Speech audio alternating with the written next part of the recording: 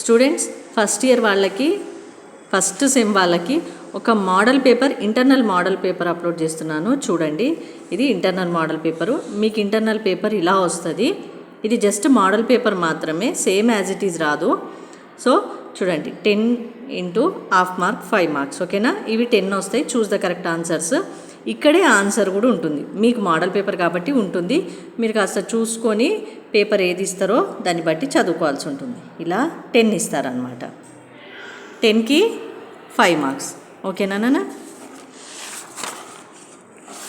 Next ఇక్కడ fill in the blanks. మళ్ళీ fill in the blanks కూడా 10 ఫిల్ ఇన్ ద బ్లాంక్స్ ఇస్తారు.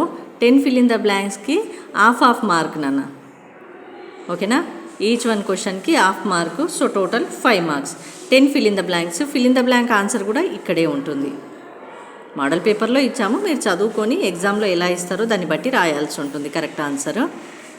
So 10 choose the correct answer, 10 fill in the blanks and 5 అనువాదత. అక్కడ సాంస్క్రిట్లో ఇస్తారు, మీరు ఇంగ్లీష్లో కానీ తెలుగులో కానీ అర్థం చేసుకొని దాని ఆన్సర్ రాయాల్సి ఉంటుంది. ఓకేనా. సో ఇది మీకు ఇంటర్నల్ పేపర్ ఎలా వస్తుంది అని చూపించడానికి నేను పెడుతున్నాను, అప్లోడ్ చేస్తున్నాను. ఇంటర్నల్ పేపర్ ఈ మోడల్ పేపర్లో వస్తుంది. ఎవరికైనా ఫస్ట్ ఇయర్ సాంస్క్రిట్ తీసుకుంటే వాళ్ళకి, సాంస్క్రిట్ లాంగ్వేజ్ వాళ్ళకి ఇలా వస్తుంది అనమాట. 10 choose the correct answers, 10 fill in the blanks and remaining 5 one word answers వస్తాయి.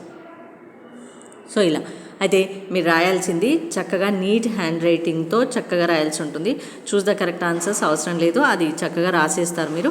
But fill in the blanks మాత్రం ఒకవేళ మీకు ఇక్కడ ప్లేస్ లేకపోతే ఇక్కడ కానీ రాసేయాలి. చక్కగా 10 ఫిల్ ఇన్ ద బ్లాంక్స్ కరెక్ట్గా రాయాల్సి ఉంటుంది.